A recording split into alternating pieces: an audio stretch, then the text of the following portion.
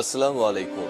সবাইকে স্বাগত জানাচ্ছি। আমি নাসরুল ইসলাম তন্ময়। শুরুতে বিআরবি কেবল সংবাদ শিরোনাম।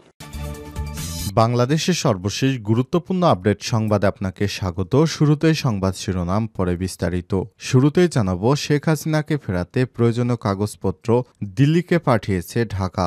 বন্দি বিনিময় চুক্তির আওতায় শেখ হাসিনাকে দেশে ফিরে আনতে প্রয়োজনীয় কাগজপত্র দিল্লিতে পাঠিয়েছে ঢাকা। আজ বিকেলে এক ব্রিফিংয়ে পররাষ্ট্র মন্ত্রণালয়ের মুখপাত্র মোহাম্মদ রফিকুল আলম এই তথ্য নিশ্চিত করেছেন। প্রিয় দর্শক, তাহলে কি শেখ হাসিনাকে ভারত দিচ্ছে দিল্লি? এ বিষয়ে গুরুত্বপূর্ণ সংবাদ জানাবো, সঙ্গেই থাকুন।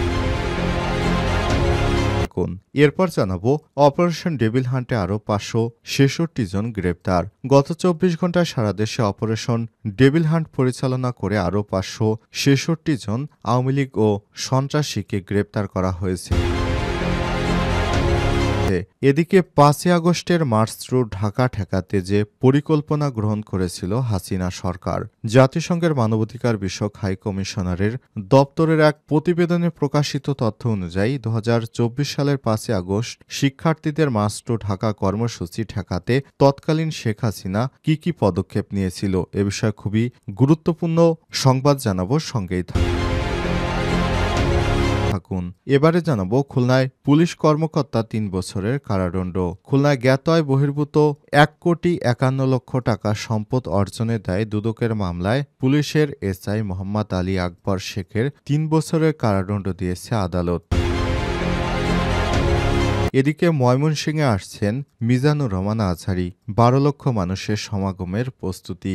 আগামী 15ই ফেব্রুয়ারি ময়মনসিংহে মাহফিলে আসছেন জনপ্রিয় ইসলামিক বক্তা ড মিজানুর রহমান আজহারী। মাহফিল ঘিরে জেলার সবচেয়ে বড় ভেন্যু সার্কিট হাউস মাঠ প্রস্তুত করা হয়েছে, যেখানে 10 থেকে 12 লক্ষ মানুষের উপস্থিত থাকার কথা রয়েছে। এবং সর্বশেষ জানাবো, ইসরায়েলি পরিকল্পনা ধার করে উপস্থাপন ট্রাম্পের। মধ্যপ্রাচ্যে বাড়তে পারে অস্থিরতা। মার্কিন প্রেসিডেন্ট ডোনাল্ড ট্রাম্পের ক্ষমতা গ্রহণের আগ থেকেই গাজা ইউক্রেন যুদ্ধ বন্ধের আশা দেখিয়ে আসছেন ট্রাম্প। প্রেসিডেন্ট হিসেবে শপথ নেওয়ার আগেই গাজায় যুদ্ধবিরতি চুক্তিতে পৌঁছে ফিলিস্তিনের স্বাধীনতাকামী সংগঠন হামাস ও ইসরায়েল। প্রিয় দর্শক, এতক্ষণ শুনছিলেন সংবাদ শিরোনাম, এবারে বিস্তারিত। তবে তার আগে বন্ধুরা, অনুরোধ থাকবে সংবাদটিতে একটি লাইক দিন। এই চ্যানেলে আপনি নতুন হয়ে থাকলে আমাদের সংবাদটি দেখতে দেখতে চ্যানেলটি সাবস্ক্রাইব করে রাখুন, যাতে করে বন্ধুরা আমাদের পরবর্তী লেটেস্ট আপডেট সংবাদগুলো সবার আগে আপনার কাছে পৌঁছে যায়। এবারে বিস্তারিত। শেখ হাসিনাকে ফেরাতে ভারতকে প্রয়োজনীয় কাগজপত্র দিয়েছে ঢাকা।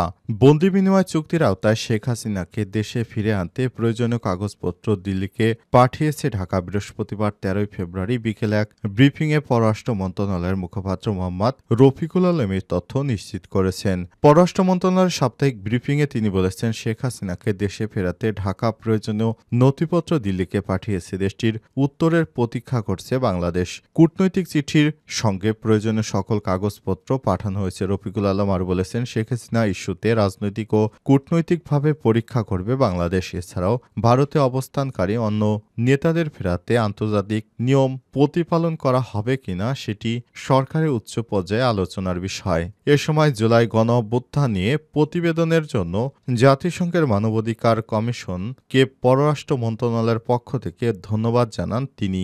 বাংলাদেশ ও ভারতের সঙ্গে একটি চুক্তি রয়েছে, যার আওতায় কোনো অপরাধীকে দুই দেশের যে দেশেই ধরা পড়ুক না কেন, অন্য দেশ চাইলেই তাকে ফেরত দেওয়ার জন্য একটি চুক্তি করা হয়েছে। ওই চুক্তির আওতায় শেখ হাসিনাকে ফেরানোর জন্য বেশ কয়েকবার বাংলাদেশের পররাষ্ট্র অধিদপ্তর থেকে ভারতকে বলা হলেও ভারত এ বিষয়ে কর্ণপাত করেনি। তবে ভারতের অনেক নেতাই বলছে যে শেখ হাসিনাকে ভারতে রেখে বাংলাদেশের সঙ্গে সম্পর্ক খারাপ রাখার কোনো প্রয়োজন নেই, সুতরাং শেখ হাসিনাকে ফেরত দেওয়া উচিত। মোদি এখন কি করে সেটি দেখার বিষয়। অপারেশন ডেভিল হান্টে আরও 566 জন গ্রেপ্তার। গত 24 ঘন্টায় সারা দেশে অপারেশন ডেভিল হান্ট পরিচালনা করে আরও 566 জনকে গ্রেপ্তার করেছে আইন শৃঙ্খলা রক্ষাকারী বাহিনীর সদস্যরা। সেই সঙ্গে এই সময়ের মধ্যে 1099 জনকে গ্রেপ্তার করা হলো। বৃহস্পতিবার 13 ফেব্রুয়ারি সন্ধ্যায় পুলিশ সদর দপ্তর থেকে তথ্য জানানো হয়েছে। পুলিশ হেডকোয়ার্টার্স জানিয়েছে, গত 24 ঘন্টা অপারেশন ডেভিল হান্টে এদের গ্রেপ্তার করা হয়েছে।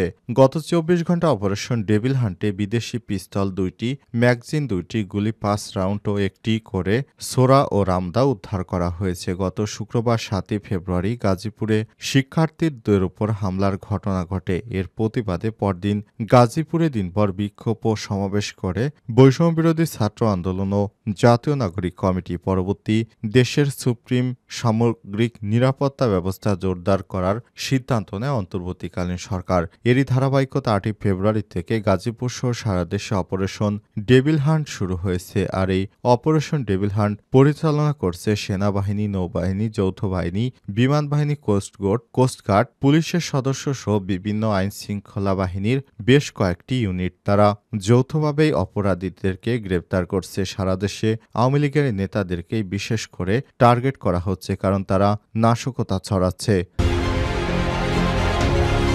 OHCHR এর প্রতিবেদন ৫ই আগস্টের মার্চ টু ঢাকা ঠেকাতে যে পরিকল্পনা গ্রহণ করেছিল শেখ হাসিনা। জাতিসংঘের মানবাধিকার বিষয়ক হাইকমিশনারের দপ্তর OHCHR এর এক প্রতিবেদনে প্রকাশিত তথ্য অনুযায়ী ২০২৪ সালের ৫ই আগস্ট মার্চ টু ঢাকা কর্মসূচি ঠেকাতে তৎকালীন প্রধানমন্ত্রী শেখ হাসিনার নেতৃত্বে উচ্চ পর্যায়ের বৈঠক অনুষ্ঠিত হয়। ওই বৈঠকে সেনা, বিমান, নৌ বিজিবি, ডিজিএফআই, এনএসআই, পুলিশ ও অন্যান্য নিরাপত্তা সংস্থার শীর্ষ কর্মকর্তারা উপস্থিত ছিলেন।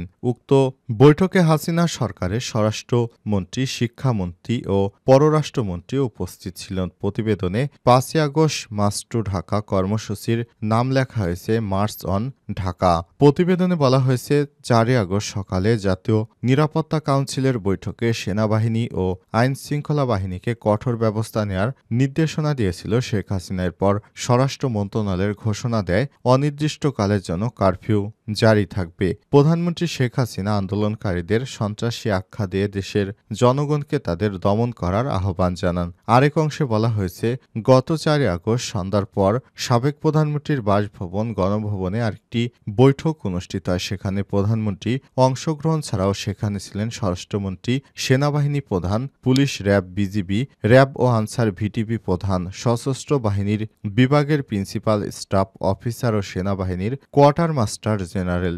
জ্যেষ্ঠ কর্মকর্তাদের তথ্য মতে বৈঠকে সেনাপ্রধান ও অন্যান্য নিরাপত্তা কর্মকর্তা ঢাকা রক্ষার বিষয়ে আবারও প্রধানমন্ত্রীকে আশ্বস্ত করেছিলেন।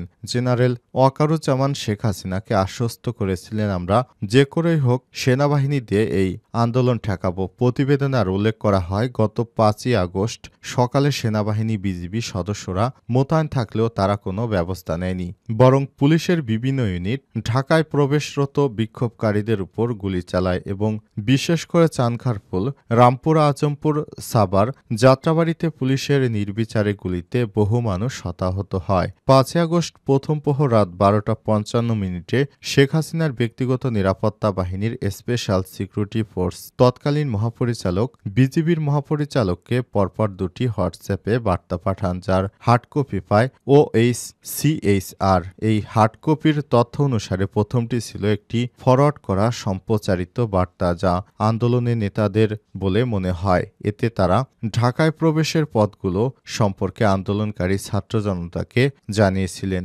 দ্বিতীয় বার্তাটি প্রতিরক্ষা আদেশের রূপরেখার একটি ভিডিও ছিল বলে ধারণা করা হচ্ছে। এতে প্রতিরক্ষার প্রথম ও দ্বিতীয় লাইন, একটি তৃতীয় দূরপাল্লার ইউনিট, একটি ব্যাকআপ ইউনিট, একটি পশ্চাৎভাগের বাহিনীর কথা বলা হয়েছিল। OHCHR এর এক প্রতিবেদন অনুযায়ী অনেক এলাকায় বিক্ষোভকারীদের উপর সরাসরি গুলি চালিয়ে হত্যা করা হয়। পুলিশের এক কমান্ডার বলেছিলেন, সেদিন সকাল থেকে সেনাবাহিনী জানত শেখ হাসিনার পতন হয়ে গেছে, কিন্তু পুলিশ জানত না। তাই পুলিশ তখনও সরকারকে রক্ষা করতে সর্বাত্মকভাবে মাঠে ছিল।